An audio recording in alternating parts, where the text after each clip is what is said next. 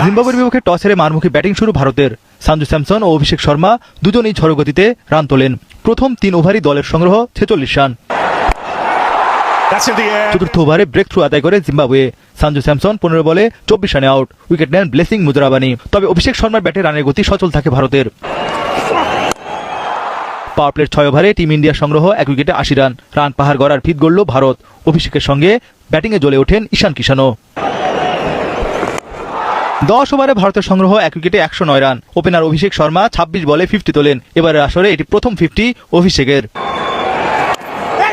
২৪ বলে ৩৮ রানের ইনিংস খেলে বিদায় নেন ঈশান কিষান। তবে ভারতের রানের চাকা দ্রুত বেড়ে চলে। ১২ ওভার ৪ বলে দলীয় স্কোর ১৫০ রান তোলে টিম ইন্ডিয়া।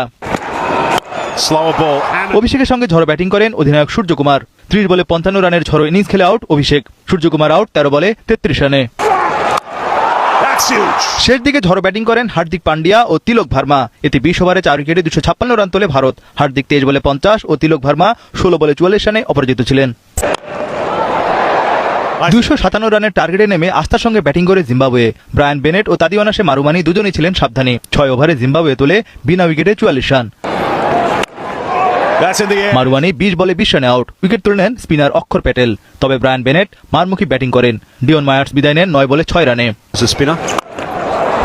১০ ওভারে জিম্বাবুয়ে তোলে ২ উইকেটে ৭৩ রান। বাকি ৬০ বলে দরকার আরও ১৮৪ রান, যা একেবারেই অসম্ভব জিম্বাবুয়ের জন্য। বেনেট আসরে তৃতীয় ৫০ তোলেন ৩৪ বলে। ১৫তম ওভারে শিবম দুবে খরচ করলেন ২৬ রান। বেনেট ঝড়ো ব্যাটিং অব্যাহত রাখেন। রাজার সঙ্গে বেনেট গড়েন ৭২ রানের জুটি। সিকান্দার রাজা ২১ বলে ৩১ রানে আউট। তবে ব্রায়ান বেনেট লড়াই করে যান শেষ পর্যন্ত। ৫৯ বলে ৯৭ রানের অপরাজিত ইনিংস খেলেন তিনি। আসরের দ্বিতীয় সর্বাধিক ২৭৭ রান তোলেন এই জিম্বাবুয়ান। ২০ ওভার শেষে জিম্বাবুয়ের সংগ্রহ ৬ উইকেটে ১৮৪ রান। ৭২ রানে জিতে সেমিফাইনালের আশা বাঁচিয়ে রাখল টিম ইন্ডিয়া। এতে এই গ্রুপ থেকে শেষ চারে উঠল দক্ষিণ আফ্রিকা।